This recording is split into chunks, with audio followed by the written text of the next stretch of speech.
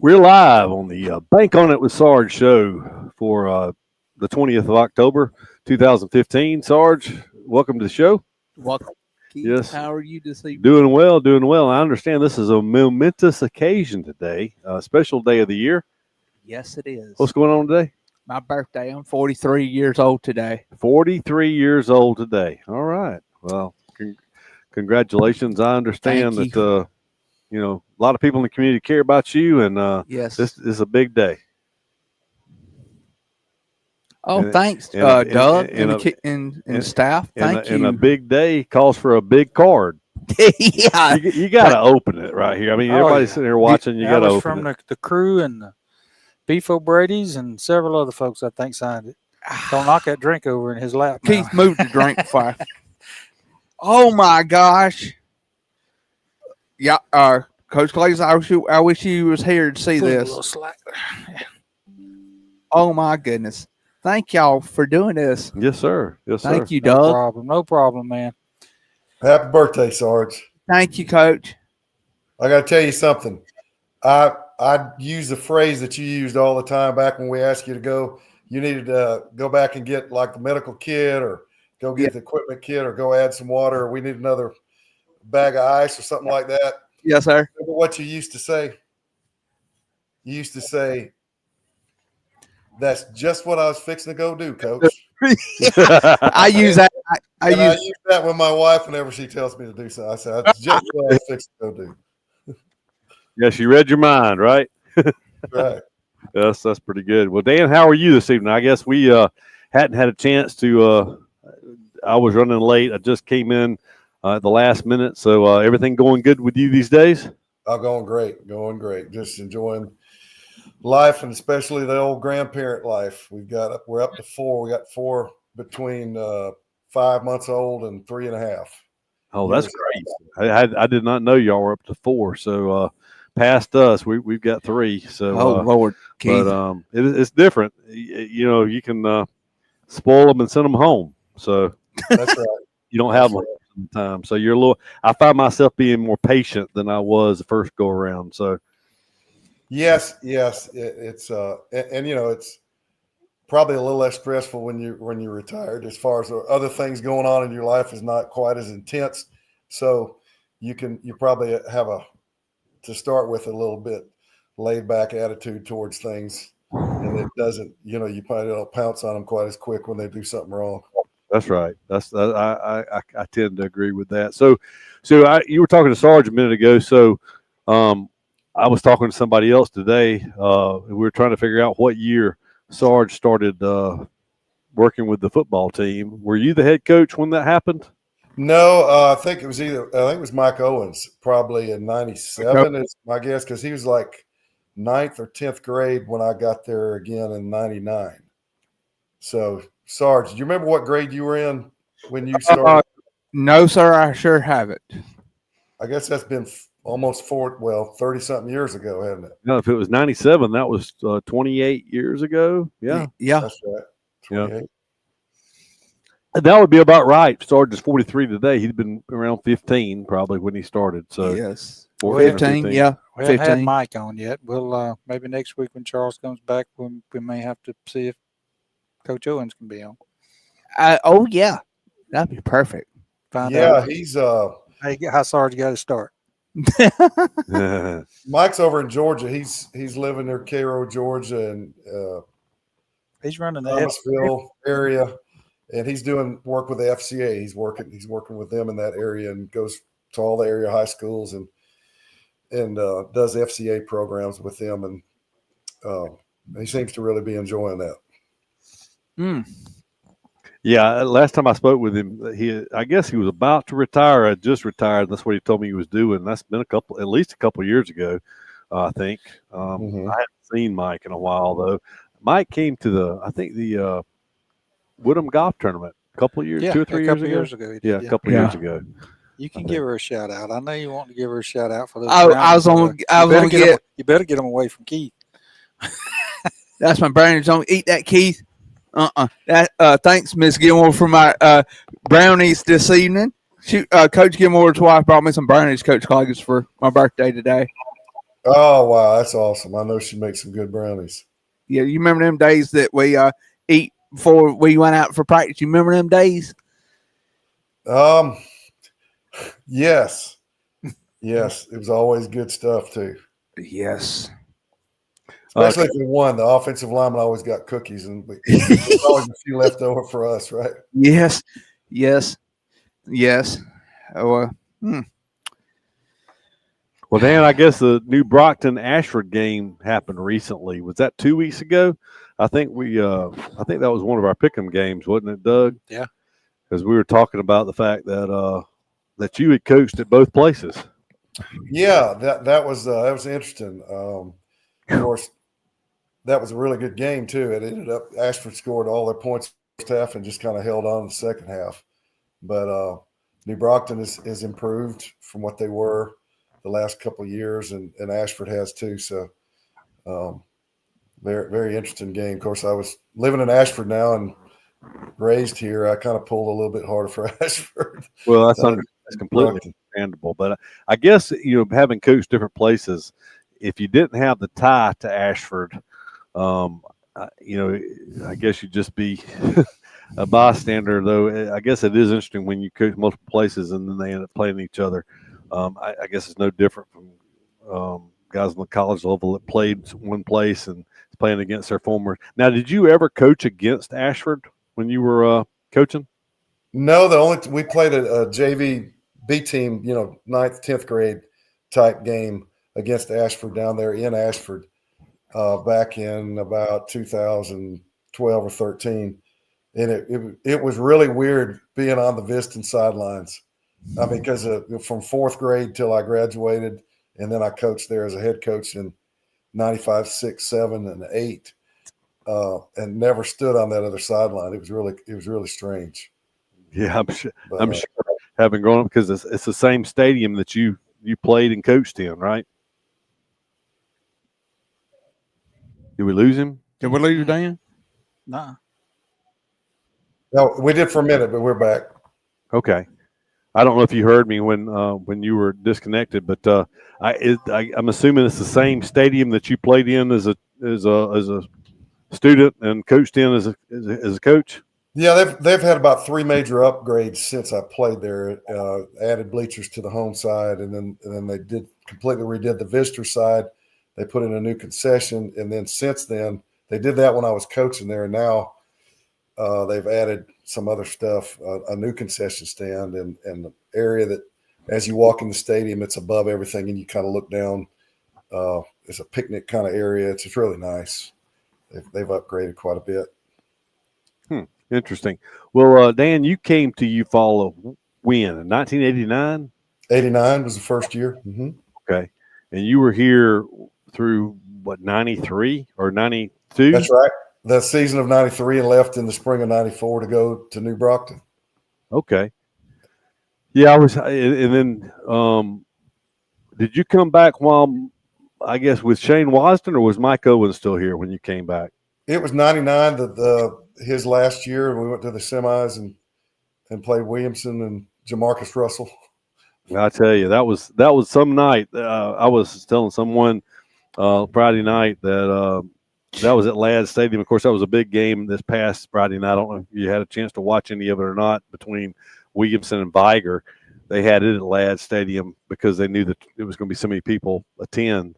But that stadium literally was moving. Doug remembers this, I'm sure.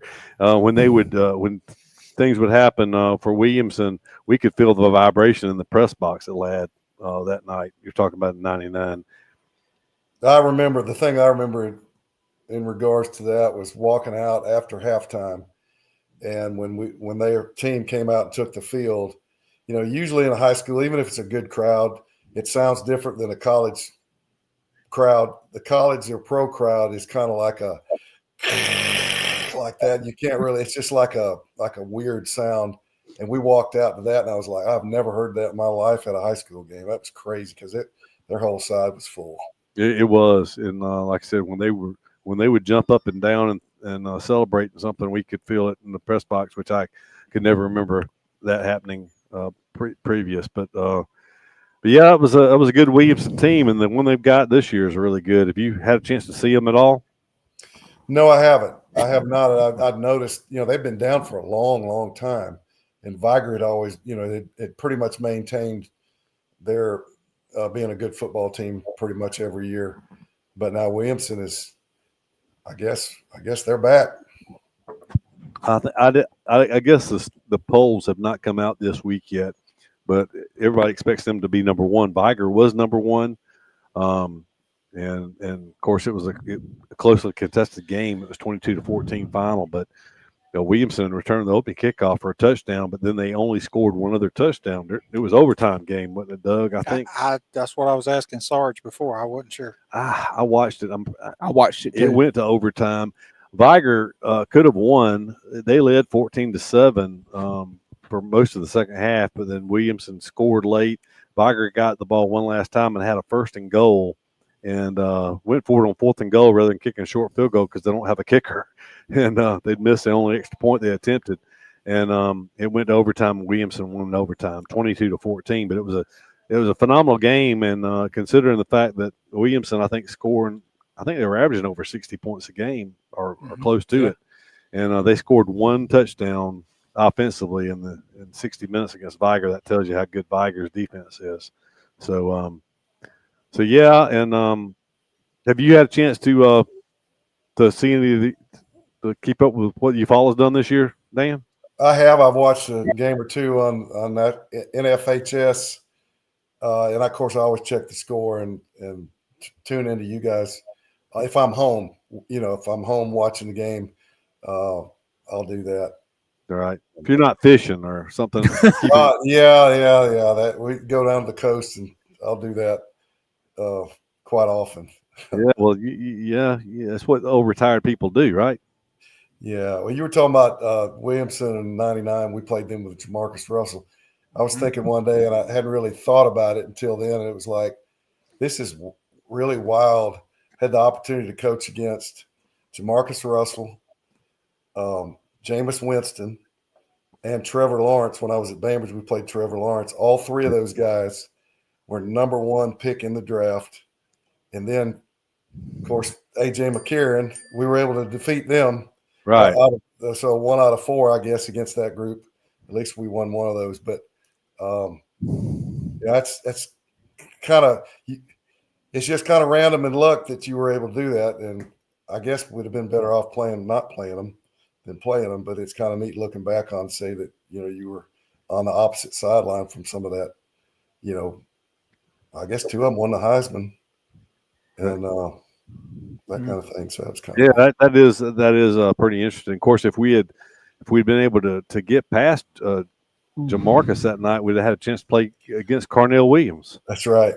Right. So that was what I was hoping for in '99. Was to see. And I can't remember. Do you remember whether we'd have gone there or they'd have come here, or was there a coin flip or something? I know that's trivia, but I'm just kind of curious as to. I can't remember which. You're about Etowah? Yeah. Yes. Yeah. I think it was in the state championship game, so they were already doing it on. Oh, that's right. That's right. Yeah. So that would have been, but yeah, but that game, not to belabor that game that happened 26 years ago, but that was a game we easily could have won. I don't remember the final score, but it seemed like we lost by 5, but we had a couple of crucial plays that we didn't make in that game. And Fumble going in early, just a power play, just a bad exchange, and then we dropped a pick, maybe a pick 6 possibly. Right. Definitely would have kept them from scoring. So either one of those would have swung it for us. Yeah. Absolutely. I remember that. I think about that game from time to time. But anyway, yeah, UFallow's got a good team this year. Just I don't know. You mentioned catching a couple of the games. We haven't done our any kind of post game show or anything, or our coaches show since the Andalusia debacle. But that was kind of spooky things happened in Tiger Stadium 3 weeks before Halloween. Have you ever heard or been a part of a game in which a defense scored four touchdowns? No, probably close to that.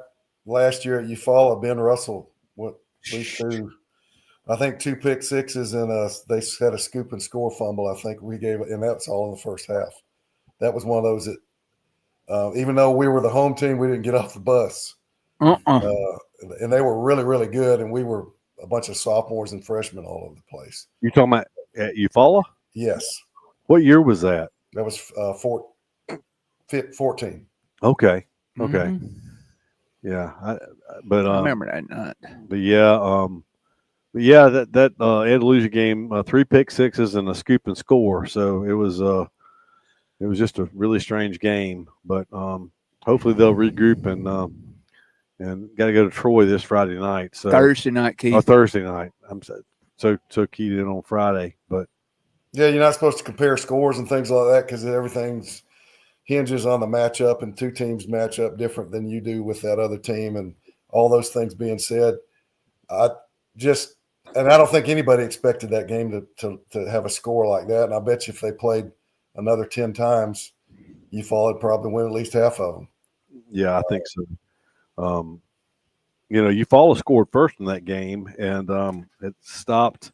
Andalusia was headed what looked like they were on their way to another score when the first pick six happened. So instead of going up 14-0, you're tied at 7. And then, just the way things worked, Eufaula was down 14-7 at halftime on another pick six. 2 pick sixes in the first half was the only points that Andalusia scored. And then it looked like Eufaula was going to tie the game. They had a 1st and goal inside the 5, ended up having to settle for a field goal. And then Andalusia scored their first offensive touchdown of the game. It was 80-yard pass play, just a good individual play by the quarterback and the receiver. He was good coverage, but he led him across the field. He caught it, broke the tackle, and scored. And so what had been a closely contested game was 21-7 and pretty much so over, honestly, at that point, because Eufaula had an injury in that game also that most people probably realize, but we talked about it. But Jalen Wright had an injury that prevented him from running, and so he was one-dimensional, not only being able to throw and hand off. And Andalusia, observed that and adjusted to it, and that really changed the complexion of the game. Also, not just the turnovers, but the injury to Wright. So yeah, it was an interesting game. But yeah, so I know we'll get to our picks here momentarily, but let's talk about the Eufaula Troy game. Have you seen Charles Henderson play at all, or know anything about them this year? I have not, and I'm guessing that they're, from what I can remember, they're probably 4-4 or something like that. Maybe 2-3 in the region. I think you're correct on that. I think you're right. They're 4-4, Keith. Okay. Well, Sarge has probably got some research already on that since that's the game this week. So, Sarge, have you been watching any film on Coach, I watch him every week before we play on Friday nights.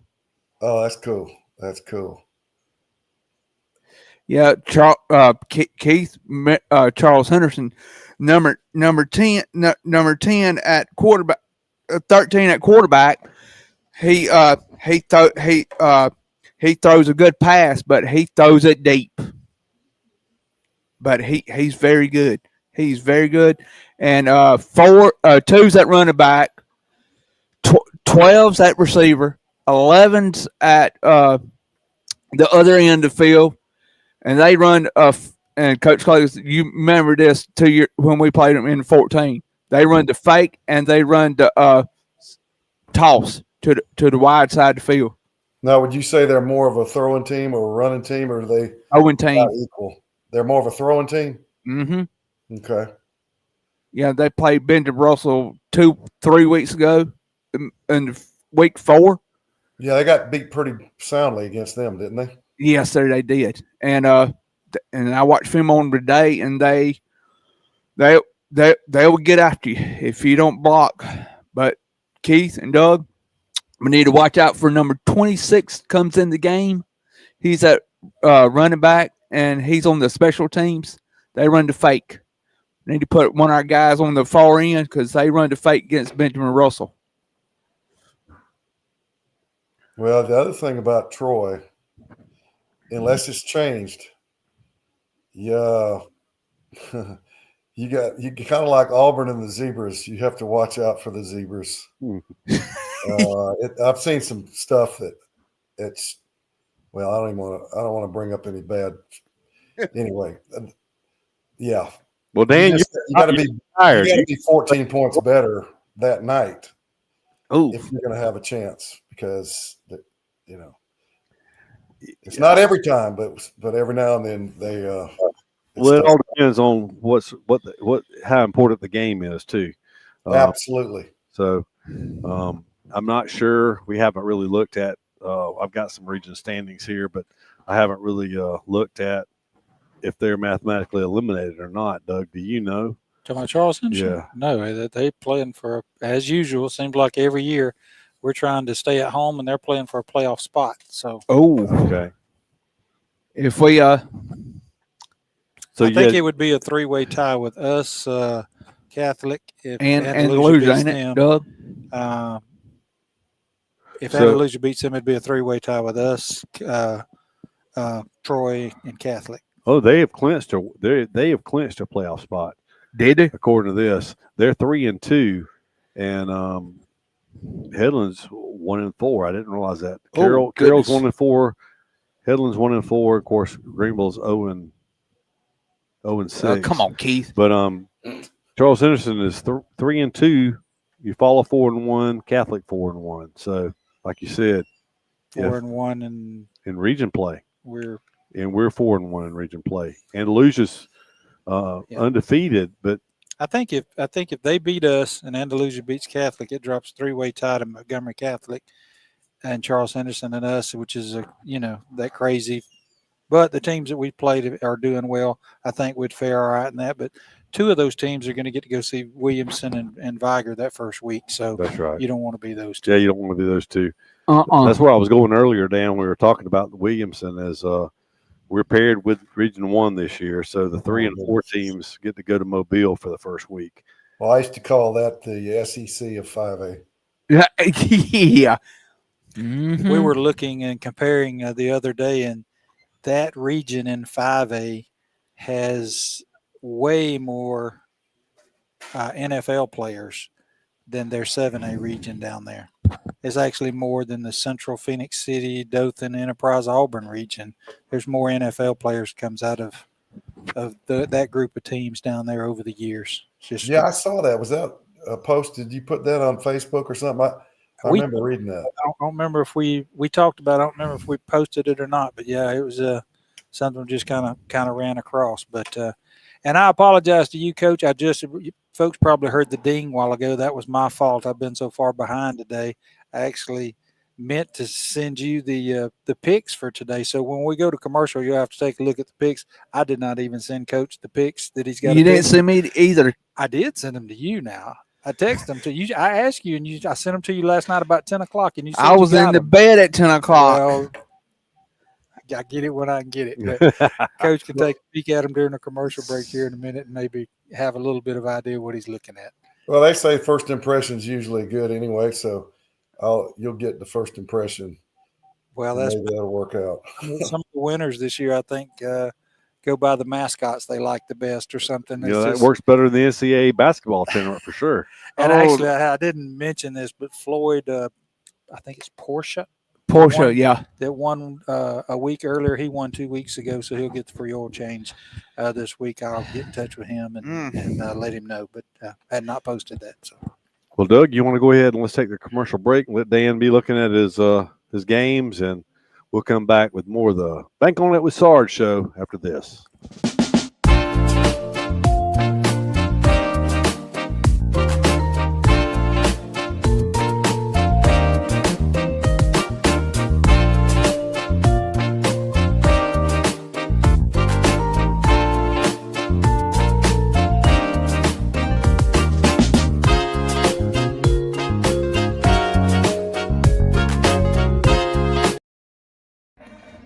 Good call or bad call, officials always have the final say in sports. And at Alpha Insurance, we know it's important for you to have the final say on the insurance plan we build for you. You'll have peace of mind knowing we will work hard to get you the lowest rates and best discounts available. Alpha Insurance, always a good call. In Eufaula, call Alpha Agent Keith Bryan at 334-687-8268 or stop by our office at 1326A South Eufaula Avenue. R.W. Wingate & Company is a full-service accounting firm and a supporter of Eufaula High Athletics. They are located at 102 North Orange Avenue, Eufaula, Alabama, but licensed in multiple states. Richard W. Wingate has over 25 years' experience in public accounting, and the firm's services include personal and business tax preparation, bookkeeping, sales tax preparation, payroll services, audit of nonprofit and government entities, and business consultation. When doing extra is the point, contact R.W. Wingate & Company for your accounting needs. When it comes to professional gutter installation, Gutterman Dothan has you covered. Voted Best of the Wiregrass 7 years in a row, we provide top-notch gutter services across the Wiregrass area. Protect your home from rainstorms with our premium gutter system designed to prevent foundation cracks and water damage. Trust Gutterman for expert installation, quality materials, and a beautiful durable finish. Looking for quality furniture at unbeatable prices? Come to Holly Home Furnishings in Eufaula. From cozy living room sets to stylish bedroom suites and modern appliances, we've got everything you need to make your house feel like a home. With flexible financing options, convenient delivery, and friendly local service, shopping has never been easier. Visit us today on South Eufaula Avenue and see why Holly Home Furnishings is your hometown choice. Holly Home Furnishings, helping your house feel like home. Hey, give me the chip, I need the championship. Wait, we got a dream, next to the team, yeah, we can handle it. Wait, soon as I go and I step in arenas, they call me the champ. They know what it is, know what I do, know who I am, who don't understand. Yeah, that's overdue. My trophy say that's overdue. My brain said to be immortalized. Yeah, they know it's true. They couldn't walk a mile or even fit into my shoes. Still, I got a lot to prove, but for all that we've been through, this overdue. It's the end. At Mid-South Bank, we pride ourselves on being the friendliest, most helpful bank in town. For over 100 years, we've been helping families prosper and helping businesses grow. Mid-South Bank is a local bank with local people making local decisions. We're a community bank who will always be there when you need us. Whatever banking services you need, we're here to help. Visit us today at 230 South Eufaula Avenue in Eufaula, or in Clayton at 16 South Midway Street, or online at bankmidsouth.com. Equal housing lender, member FDIC. Looking for legal help you can count on right here at home? At Robertson Law Firm in Eufaula, we're your neighbors, and we're here to make life's challenges a little easier. Buying or selling property? We'll guide you through every step. Dealing with probate or estate matters? We'll walk alongside you with care and compassion. And if you've been injured, we'll fight to get you the compensation you deserve. Robertson Law Firm, trusted legal advice close to home. No representation is made that the quality of the legal services to be performed is greater than the quality of legal services performed by other lawyers. We're back on the Bank On It with Sarge show. It's time to make the pick, Sarge. So I'm ready. You want Coach Clay gets to lead off? You want to lead off? I want Coach to go ahead and lead off. Well, thank you, Sarge. All right. So you got the list there. The first game on the list is Andalusia at Catholic, which is a very important game for everyone in Eufaula Tiger fans. But should be a good game up there. They were head-to-head region rivals, I guess, back in 4A. You know, I think Andalusia won the state championship one year and Catholic won it the next, or vice versa. But that should be a good one. Well, I think even though they're playing in Montgomery, I think you need to bank on Andalusia.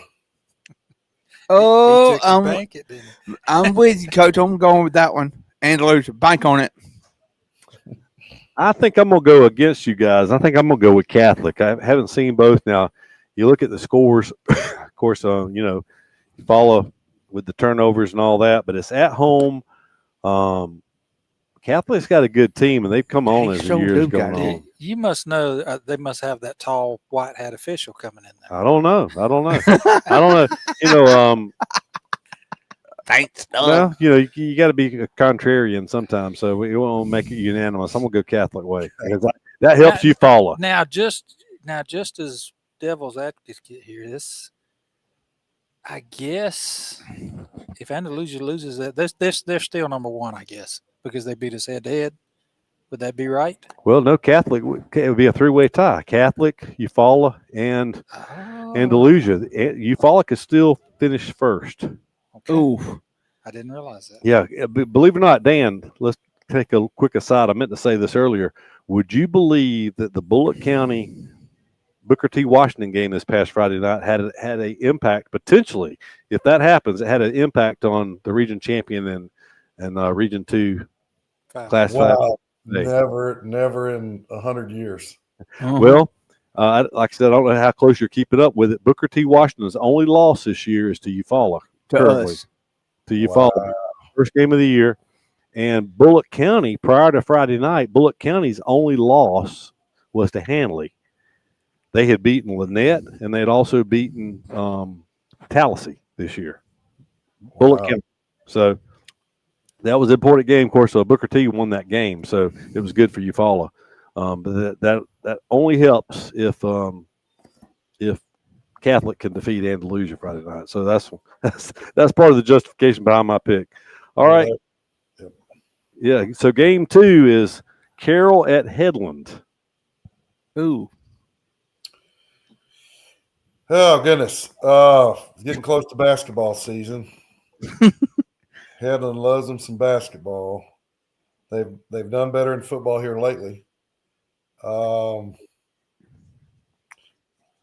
Being at home, I think it's kind of a toss-up, but since they're at Headland, I'm going to go ahead and pick Headland, the Rams. Oh, I'm going with you, Coach Clegg. Headland Rams. Bank on it. Hate to make it unanimous, but I feel I already had Sarge sitting there looking at my picks before he makes them. But I got Headland picked because, the second half they played against Eufaula, they manifested a physical running game, and that kind of stuck with me. And they haven't really, I guess, been as effective in some of the other games, but they did. They had a chance to win at Troy last week. It was. They sure did. It was a goal line, not a goal line, but a play late in the fourth quarter that kept that from happening. That's right. It was a close game. Plus, they defeated Greenville 35-0. So, so I feel pretty good about our picks this week on Headland. All right, Escambia County at Greenville. Don't really know anything about Escambia.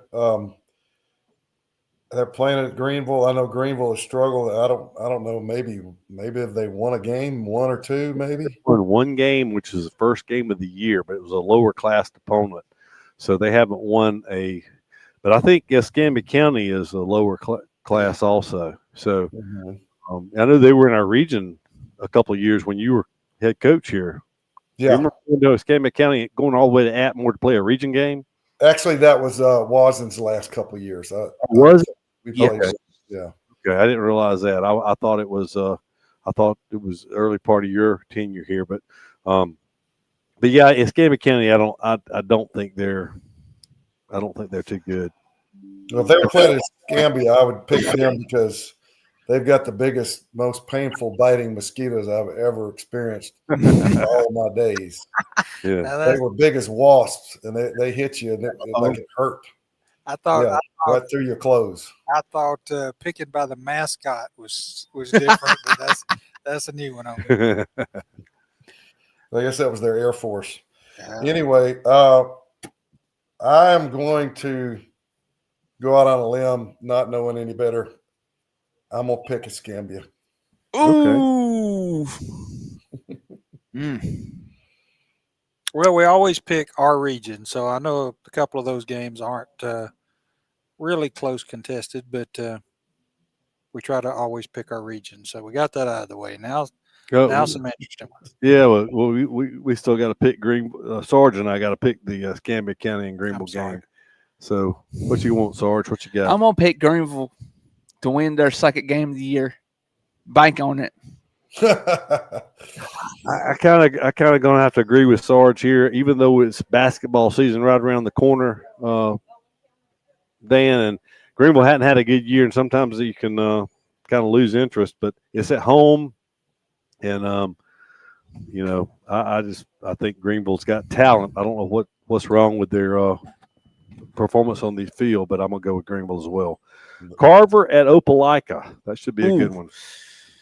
I'm gonna have to pick. I'm gonna have to go ahead and pick my boys. Opelika Coach Moore. I'm gonna have to pick Coach Moore. Bank on it.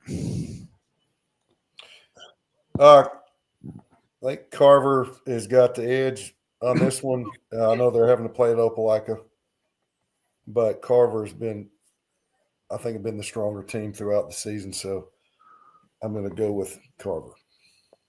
You know, I kind of feel the same way, Dan, as far as talent wise. I think Carver is got athletes everywhere just based on the highlights I've seen. But playing at Opelika, especially, I didn't look to see what.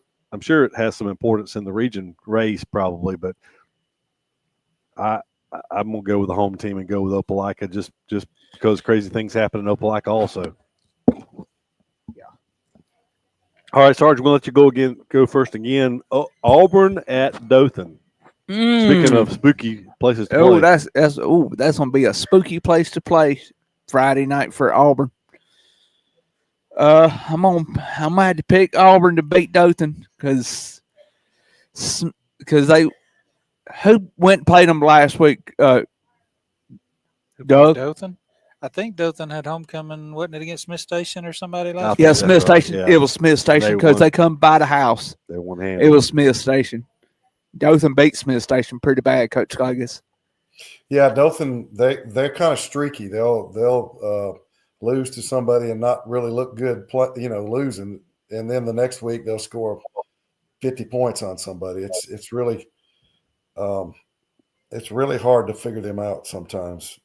They've got a unique I'll say nothing's unique, but very unusual offense to what they run, and teams either get ready for it and do a good job stopping it, or they don't at all.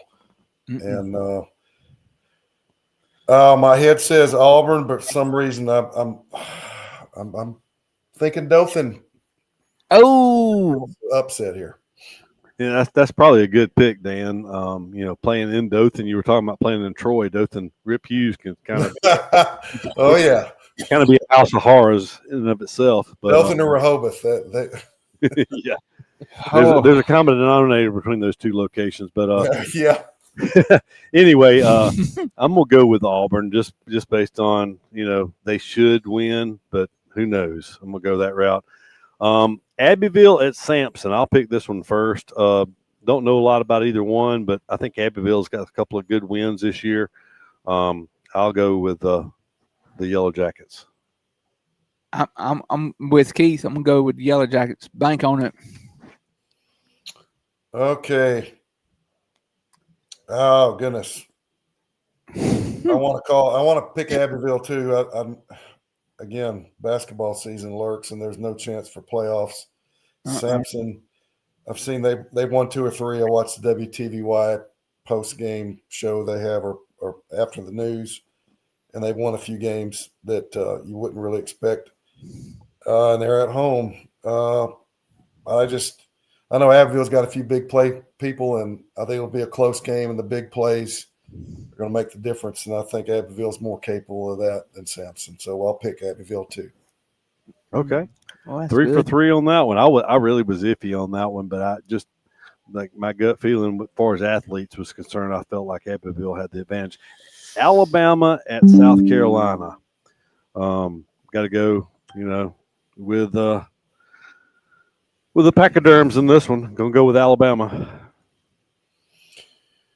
Yeah, they're playing some of the best football in the country right now, and the quarterback is amazingly consistent and dynamic and accurate and a leader, and it just it's being an Auburn guy all my life. It's really, really, really, really, really hard to pull for them. But the last 4 or 5 quarterbacks they've had have been such really good kids, right? Just fine human beings, that it's hard to pull against them too. Right. So I don't think that they're going to slip up and lose to South Carolina, not with this group. Now, last year they came close to losing at home against those guys, but I just think I think they got the train going on the tracks, and it's downhill and smoke coming out of the smokestack. I think that won't be a close one.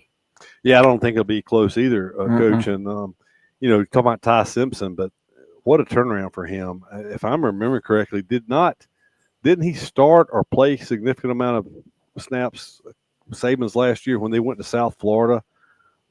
Maybe it wasn't him. I think it was him, and did not play well. But he is playing. He's putting up Heisman numbers right now. I mean, exactly. So he's making the right decisions, and he's effective when he pulls it down and runs as well. So very impressed with him so far.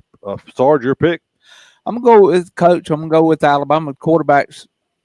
Damn it, he's a good quarterback for Alabama.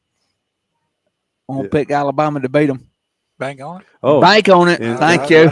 We almost finished talking about Alabama without talking about Yonze Pierre. Yonze Pierre had a phenomenal game Saturday. He had I know he had 2 sacks, but he had one in the end zone, Keith. Right. I know he had a sack in the end zone for a safety, but Dandy was. What year did you? No, I knew him. I knew his grandmother, and then I was in school. I mean, I was not in school. I was teaching when his mother came through. Okay. And I knew the family real well, but I never really got to know him. He was probably 5th grade when I left, something like that. I knew he would have been young. I didn't know if he had started playing at some of the younger levels. But, yeah, I think his grandmother works at the school. Yes, lunchroom. She's one of the nicest people over there. I mean, she's just amazing. Great woman. Yeah. So, but Yonze's really coming on. He's going to have a great career at Alabama. All right, Auburn at Arkansas. What probably the worst thing that could have happened for Auburn in this game was for Sam Pittman to get fired. Yeah, looks that way, doesn't it? Yeah, it does, because, I mean, Arkansas has been playing some pretty good football the last couple of weeks under Bobby Petrino. Their offense is putting up points. It's at home. Auburn doesn't seem like they can – I mean, they look good for a drive or two offensively, but doesn't seem like they can put a whole game together.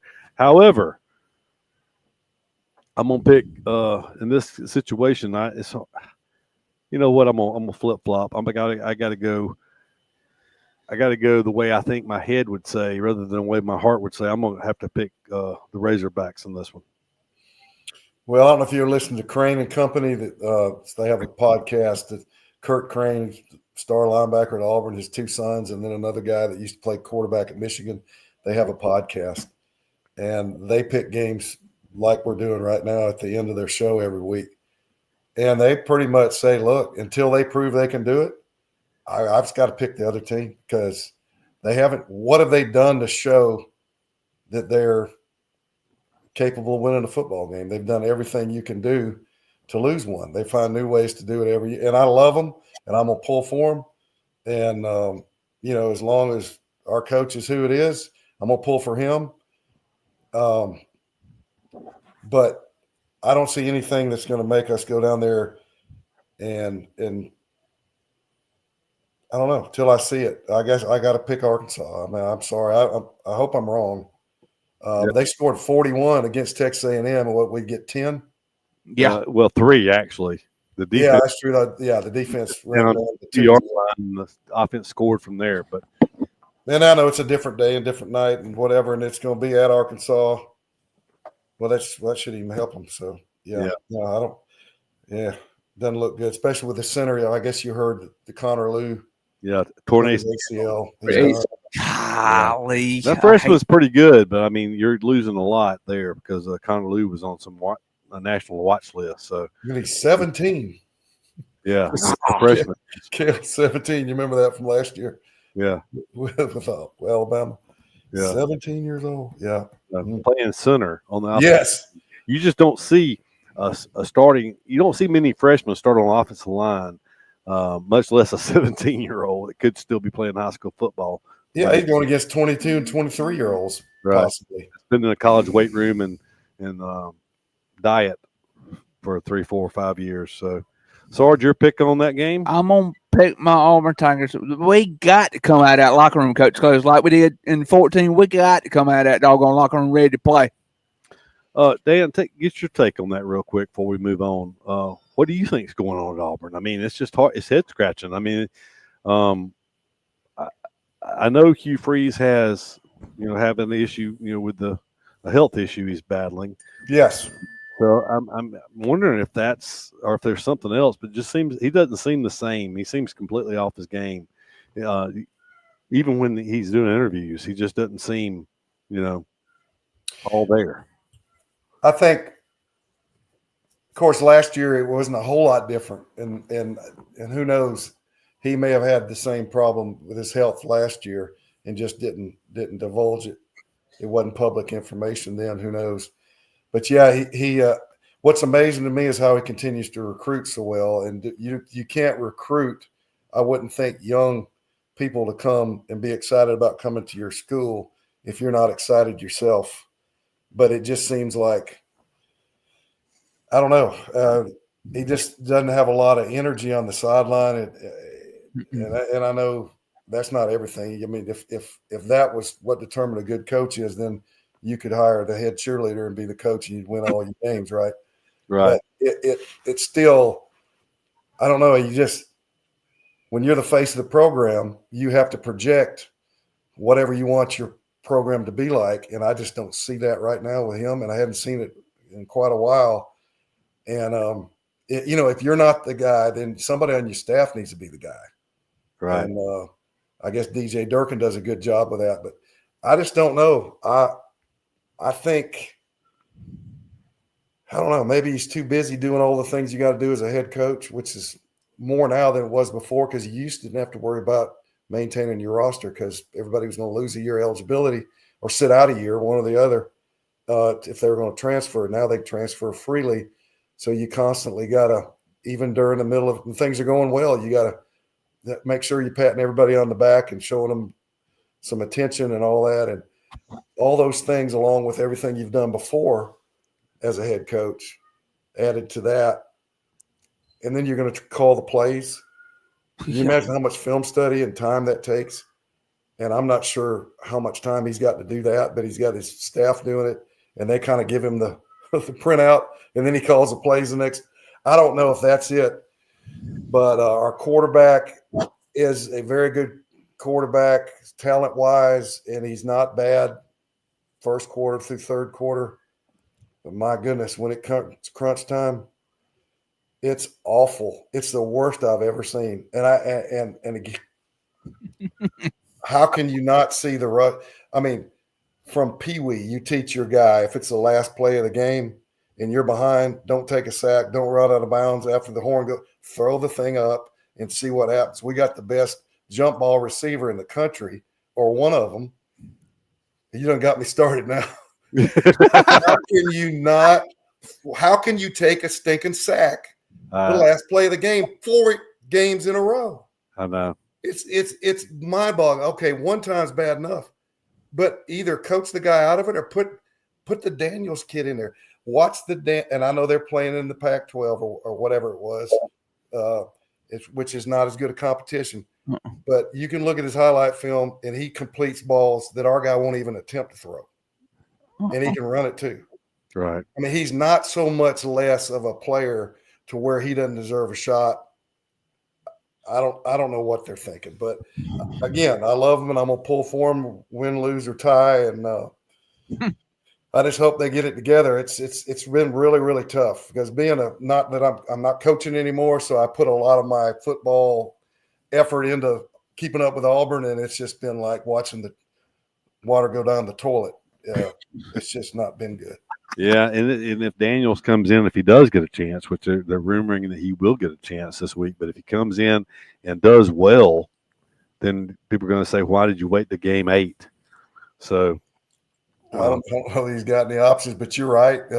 I mean, as a head coach, everybody's going to second guess you anyway. Even if you're winning, you're not running it enough. I heard somebody complain about Alabama. They just can't run the ball anymore.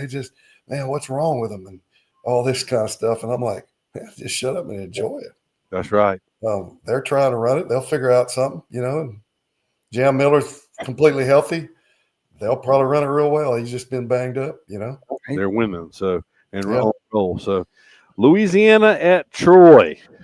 Sarge, let you go on that one. I'm going to pick my Troy Trojans. They've been winning the last few weeks, Coach. They've been winning. I mean, they've been winning. I've been keeping up with them too. Troy's been doing. Well, I'm definitely going with my Bala from Eufaula alumnus, Troy. We're going to go with Troy. They have just been phenomenal. 3 overtime games? Another one where they came from behind. It wasn't overtime. I mean, they're just, they're incredible. Kind of kick myself for not going over there and watching the game because they seem to deserve your time and effort to go watch them the way they're playing right now. Yeah. I'm glad you said that. I had forgotten about that. I'm going to have to bring that back out. Bala from Eufaula. That's an Owen. That is an Owen, Keith. Yeah, so I think that was Jeff Shearer from WSFA gave him that. Jeff Shearer, who's at Auburn now. Right. So Ole Miss at Oklahoma. We're running a little bit over tonight on the Pick'em show. So Ole Miss at Oklahoma. Sarge, let you go again. I'm gonna pick Ole Miss. They played a pretty good ball game Saturday, and I watched them. Against Georgia. They played a good ball game to the third or fourth quarter, and I'm gonna go with Ole Miss. Pick back on it. I'll go ahead and go before Dan. I'm gonna go with Ole Miss also. I'm conflicted here because I know it's hard to play at Oklahoma. I saw it firsthand, but Ole Miss, they do look like they've got a pretty good offense. They've got a lot better offense than Auburn, and Auburn should have won at Oklahoma. So I'm gonna go that way as well. We'll go with the Rebels. No, I can't argue with your thoughts there on that. I think it'll be tough. I think it'll be late, decided late, but I'll give the edge to Ole Miss. All right. And our final game of the Pick'em today is Thursday night in Troy. Eufaula taking on Charles Henderson. Oh, I'm gonna pick my Mighty Tigers to beat them again. Bank on it. Thanks, Doug. It's been a long day to work, Coach. Yeah, I agree with you, Sarge. I'm gonna go with Eufaula. I think if Eufaula that's played the majority of the year, not the one that, and I'm glad that this game is on Thursday night, not on Halloween night, the 31st, because hopefully we got all that out the last time we. We'll find out. We'll find out tomorrow how Jalen's doing. So. That's right. So that's the important. That's the wild card is if we have a healthy Jalen Wright, but I'll go with the Tigers. But I was on back on it. I was on say a special shout out to the cheerleaders from here. Meg Herron and the girls went to another competition, Doug, and they come in first. I want to give Meg and them and the girls a good shout out to them. They done a great job, and they play hard, and they do everything on Friday nights. But it's gonna be a long year for us, and I'm glad I talked to you, Coach. It's been a long time since me and you talked at Todd's mama's funeral, so it's been a long time seeing you at the funeral, Coach. Yeah, it has been. That's another sign of getting old. You don't ever see anybody unless it's a wedding or a funeral. Yeah, but growing old is better than not growing old, though. Ain't that right, Sarge? Right, absolutely. So.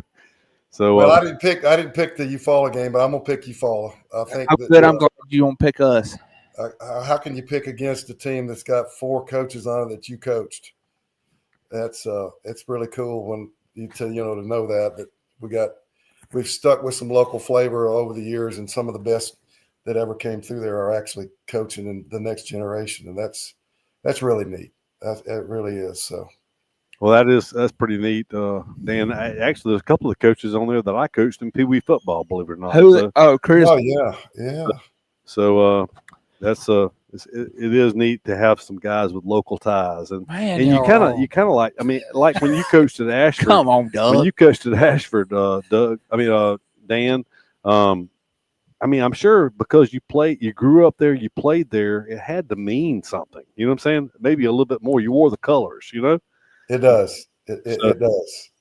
No doubt. Now, it doesn't take long when you're coaching to get loyal, with the group that you're coaching then. And I always try to look into the history and things and try to tie the past with the present and that kind of thing. But when you lived it, it's a little bit different. You're right. I was going to say something about Charles Henderson before we go, Dan. The field goal kicker I saw 2 weeks on the Benjamin Russell film that I watched, Keith and Doug, they kick it very good on kickoffs, and they got a good kicker. y'all need to watch Haiti at pregame Thursday night. If you want to watch him before y'all do like y'all do on the field, y'all need to watch him warm up because he is a good kicker. Because over the years, they've always had that. Yeah, punter and kickers are usually really strong. Probably best in the region from there. You're right. Yeah, they're very good, Coach. But it's been good joy to talk to you today, and I'm felt older, and I'm fixing to go to my grandparents and have a little family time, and then get back to the grind on Thursday. Well, you enjoy that. You do a really good job, Sarge. I'm proud of you, buddy. Yeah, thank you, Coach. But Chick-fil-A tomorrow night, Keith and Doug at 6:00. Pregame Thursday night at 6:30, and kickoffs at 7. That's right. You got any messages for Jarrell this week? Yes, I want Jarrell and the guys. I want y'all to go to Troy. Come back with a win. Please hold on to the ball. Don't fumble. Do the right thing. Hold on to the ball. We need a big win. We don't need no penalties or nothing. We need a huge win so we don't have to go travel to Mobile first round. So we got to play hard. Thanks, Doug, for reminding me. Dan, I have talked to Coach Jernigan since the game at Andalusia. I was like, against Andalusia, I said, if we play them, and of course it's a count year, so I don't know if we'll stay in the same region with Andalusia, if we'll have a game with them regular season next year or not. But I said, if we play them, we get in there, we'll probably run the wishbone. We probably won't put the ball in the air. We've thrown 4 pick sixes in the last 2 games against Andalusia. So, oh my goodness, yeah. So 5, they've scored 5 defensive touchdowns, and I'm not sure, there was a couple more turnovers too, I think, in that game that were pivotal. So yeah, I don't know what it is about Andalusia. I guess they do a good job forcing turnovers, but Eufaula has certainly been very generous when it comes to giving Andalusia the ball. I'm going to give a sneak peek for early candidate next week. They're big, they're tall, they're lanky, and we got to watch out for number 1. They're very good. We got them next week, and they're very good. Yeah, that's kind of developed into a pretty good little rival between us and Early County. That started in Pee Wee, Dan, and of course, it hadn't been that many years. I think they played back 50 plus years ago, but then I guess we played. Well, I guess we'll know next week, but maybe 6 or 7, 8 times in the it's on Thursday night, Keith, time. Too. And they're wild games. They have been the craziest games. Jan Pierre basically won it with the catch. They came from way behind that night. Yeah. And then I think the year before, a couple of years before, it was like a 47-46 game or something like that.